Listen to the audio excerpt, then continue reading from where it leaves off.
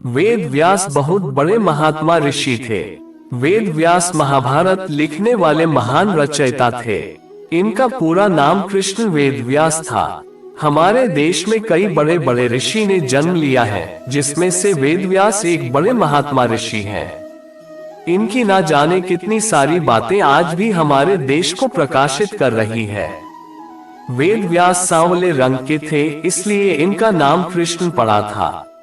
वेद व्यास का जन्म कैसे हुआ, उनकी माता कौन थी, ये सारी जानकारी आप उनके जन्म की कहानी के साथ जान सकते हैं। तो आइए जानते हैं वेद व्यास के जन्म की कहानी।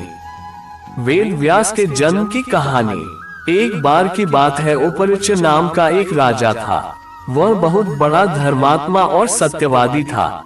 उसने अपने तप से देवराज इंद्र को प्रसन्न कर एक विमान और न सूखने वाली सुंदर माला ली थी। वह माला अपने हृदय में धारण कर विमान में बैठकर आकाश में परिभ्रमण किया करता था। उसे आखेट का बड़ा शौक था। वह प्रायः वनों में आखेट के लिए जाया करता था। उसकी रानी का नाम गिरिका था। वह बहुत सुंदर और पवित्र हृदय वाली थी। वह अपने पति को बहुत ही प्रेम करती थी। ईश्वर के प्रति उसकी बहुत बड़ी आस्था थी, इसलिए वह हमेशा भजन कीर्तन में लगी रहती थी। एक दिन गिरिका ऋतुमती हुई। 3 दिन के पश्चात जब रानी शुद्ध हुई, तो उपरिच उसके साथ रमण करने से पूर्व ही वन में आखेट के लिए चला गया। राजा आखेट के लिए चला तो गया, किंतु उसका ध्यान रानी के साथ रमण करने की ओर लगा रहा। दोपहर का समय था। राजा वन में एक अशोक वृक्ष के नीचे बैठा हुआ था। उस समय शीतल और सुगंधित हवा चल रही थी। मृदुल स्वर में पक्षी गाना गा रहे थे। तब राजा का ध्यान रानी की ओर चला गया। वह रानी के साथ रमण के संबंध में मन ही मन सोचने लगा। राजा कामातुर हो उठा और उसका वीर्य स्खलित हो गया। राजा ने सोचा उसका वीर्य व्यक्त नहीं जा सकता, अतः उसने अपने वीर्य को एक दोने में रखकर विमान में बैठे हुए बाज पक्षी को बुलाकर उसे कहा, तुम इस दोने को ले जाकर मेरी रानी को दे दो, वह इसे अपने मार्ग में धारण कर लेगी। तब दोने को मुंह में दबाकर बाज राजा के भवन की ओर उड़ चला। जैसे ही बाज यमुना नदी के ऊपर से जा रहा था, दूसरे बाज की नजर उस पर पड़ गई। ये देखकर दूसरा बाज सोचने लगा कि बाज अपने मुख में कुछ खाने का सामान ले जा रहा है, क्यों ना मैं उसके मुंह से यह सामान छीन लूं। ये सोचकर बाज पहल बाज के ऊपर झपट्टा मारा, जिससे बाज के मुंह से दोना गिरकर यमुना नदी में बह गया। दोने में रखा वीर्य यमुना नदी में बह गया। तभी एक मछली की दृष्टि उस वीर्य पर पड़ी। उसने सोचा ये खाने की कोई वस्तु है और उसने उसे पानी के साथ निगल लिया। फलकता मछली गर्भवती हो गई। दासराज नामक मल्लाह को वह मछली शिकार में मिली। जब उसने मछली के पेट को बीचों बीच से काटा तो उसके पेट से एक बालक और एक बालिका निकली। उसने दोनों बच्चे को उपरिच को भेंट कर दिया।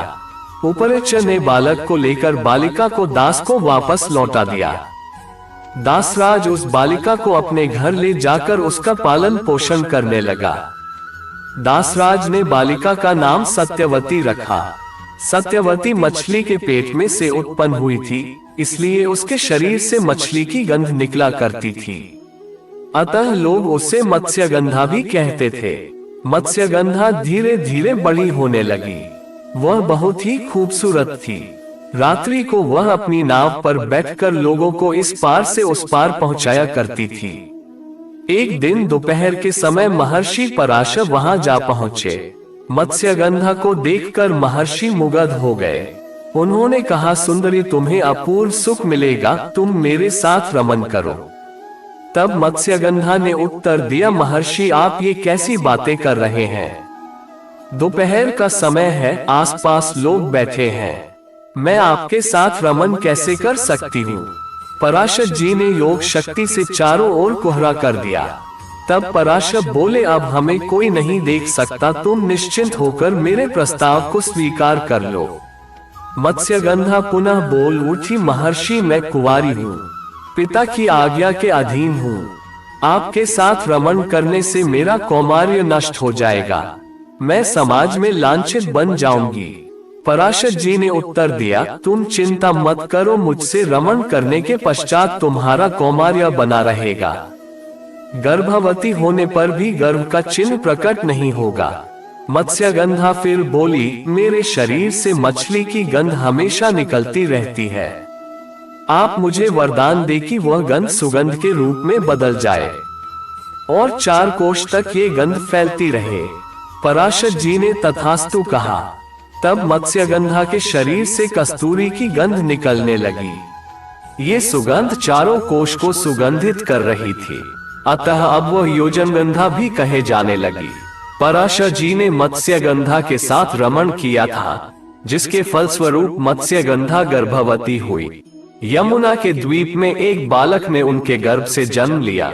वह बालक जन्म लेते ही बड़ा हो गया। वह तप करने के लिए वन में चला गया।